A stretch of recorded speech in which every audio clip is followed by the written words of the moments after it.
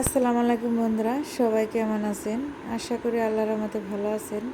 আজকে খুবই মজাদার ভিন্ন স্বাদের একটা রান্না করব বন্ধুরা। কাঁঠাল দিয়ে গরুর মাংস রান্না কখনো খেয়েছেন কিনা জানি না।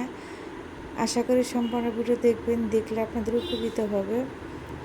আসেন বন্ধুরা, মূল রান্নায় চলে যাই। কিভাবে রান্না করলাম সেটা আপনাদেরকে একবার দেখাই।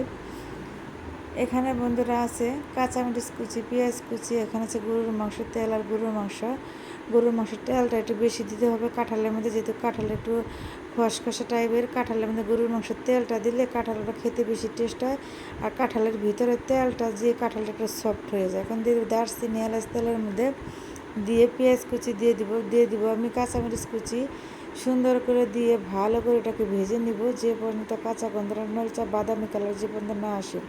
এ পর্যায়ে বন্ধুরা এই পাশে আমি গুলে নিব। আজকে ভিন্ন রকম করে রান্না করবো, সেই জন্য ধনিয়া সস, হলুদ গুঁড়া, মরিচের গুঁড়া সুন্দর করে পানি দিয়ে ভালো করে গুলে নিয়ে আমি 5 মিনিট রেখে দেবো দমে। মরিচের মশলাটা গুলে নিলে কি হয়, তরকারিটা খেতে বেশি টেস্ট হয়। এখান থেকে আদা বাটা, জিরা বাটা, পেঁয়াজ বাটা সব কিছু দিয়ে এখন মশলাটা দিয়ে ভালো করে আমি সুন্দর করে নেড়ে চেড়ে কষিয়ে নেব বন্ধুরা। যে পর্যন্ত করে তেলটা না বেশি উঠবে পর্যন্ত সুন্দর করে কষিয়ে নিব। এখন আমি বন্ধুরা 10 মিনিটের জন্য ঢাকনা দিয়ে ঢেকে রেখে দিব মশলা কষানোর জন্য।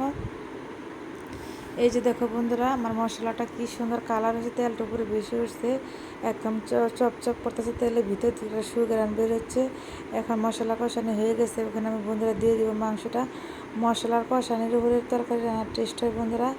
দেখেন সুন্দর করে আলতো হাতে ভালো করে নেড়ে চেড়ে দিব মাংসটা দিয়ে, ভালো করে নেড়ে চেড়ে দিয়ে তারপর আমি বন্ধুরা 10 মিনিটের জন্য ঢাকনাতে ঢেকে রেখে দিব মাংসটা কষানো হওয়ার জন্য। দেখেন বন্ধুরা কত সুন্দর হয়েছে, মাংসটা প্রায় কষানো শেষের দিকে হয়ে আসছে। আমি সুন্দর করে ভালো করে নেড়ে চেড়ে দিয়ে পুরো যেন না যায় বন্ধুরা। গরুর মাংস দিয়ে কাঁঠাল দিয়ে রান্না করলে খেতে যে কি ভালো লাগে, কি টেস্ট হয়, যারা একবার খাওনি তারা একবার খেয়ে দেখবে। খুবই একটা মজার তরকারি বন্ধুরা। এই গাছের কাঁঠাল, এটা আমাদের বাড়ির গাছের কাঁঠাল বন্ধুরা।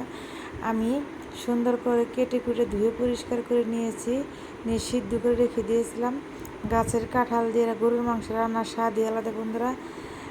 কাঁঠালের একটু বিচি বিচি থাকতে হবে, বিচি বিচি থাকলে কি হয়, রান্নাটা বেশি খেতে টেস্ট হয়। যখন খাবেন মুখের মধ্যে কামড় লাগবে, একটা সুন্দর একটা সুঘ্রাণ বেরোবে, আর খেতে খুবই একটা মজা লাগবে বন্ধুরা। দেখেন রান্নাটা কত সুন্দর হয়েছে। এই রান্নাটা ঝোলটা খাওয়া যাবে না, সুন্দর একদম ভাজা ভাজা হবে।